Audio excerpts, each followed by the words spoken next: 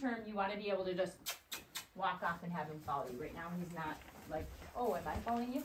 So if he walks off, but I want him to come with me, I'm going to back up and say, hey, pay attention. Oh boy. So now, instead of just walk, I want him to follow me. So I'm going to go to his hip, right? So I'm going to help him follow me by doing it in a curved way versus just going straight out from him. So I'm going to go in towards his hip. I'm just looking at his hip. If he doesn't go, and right now he's going to go right to Dad and to you because he's like, oh, what are we doing? So I drop his attention again, and now do you see how he ignored me? I like drew back from him and he's like, whatever, I don't care. So now, like we talked about, sometimes you push him off and sometimes you just say, hey, are we still focusing? So right there, he decided he wasn't listening to me, right? So then I pushed him. Then he was like turning his head in, all right, I want to listen to you, right? So now I'm going to go into him towards that hip because I want him to follow me off to this side, okay? And he's already tuning into my hands. He's already getting ready to move that hip because I was already pointing at it, right? Which is good. He's paying attention to those indicators. So I turn my body so I'm looking at that hip. Thank you, sir. Right now, again, he's getting distracted. He's young and there's a lot going on, so that's okay. I first ask him to look back at me. I say, direct your attention at me, and then he does.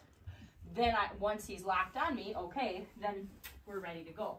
So I'm turning towards his hip, and he's not understanding right now that I want him to follow me. He's just trying to lunge off, or do his lunging motion. So we're going to do it again, and just say, I'm turning here,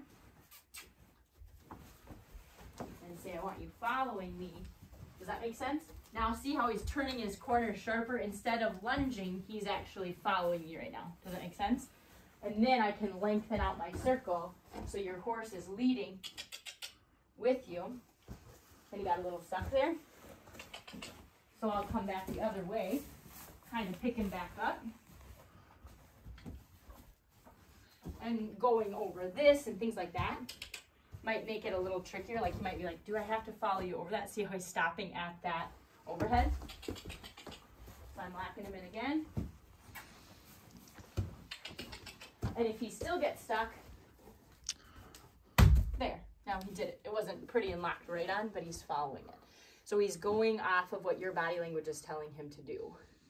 So when you first ask him to follow you, again, we're trying to get him locked in on you where he's ready to follow you. When we're first doing that, again, don't do it in a straight line because he won't just walk off and follow you, typically. So instead, bend him. And so by bending him, I'm coming this way. I'm looking at his hip, and I give him a second to follow. Now see how he's lunging. He thinks he's lunging now. So I bring him back and say, nope, that's not what we're doing, right? He locks in. He's trying, so I'm not like pushing on him or being grumpy because he's trying. He just doesn't know what I'm asking. Now I'm turning towards that hip again. And see how now he's not lunging, he's following. Does that make sense?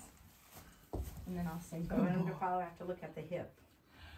When you first start turning him, yep, because you're trying to get him to move in an arc so that he's bending with you, right? And then you saw how when I did it a couple times, then I expanded my circle and I went further distances.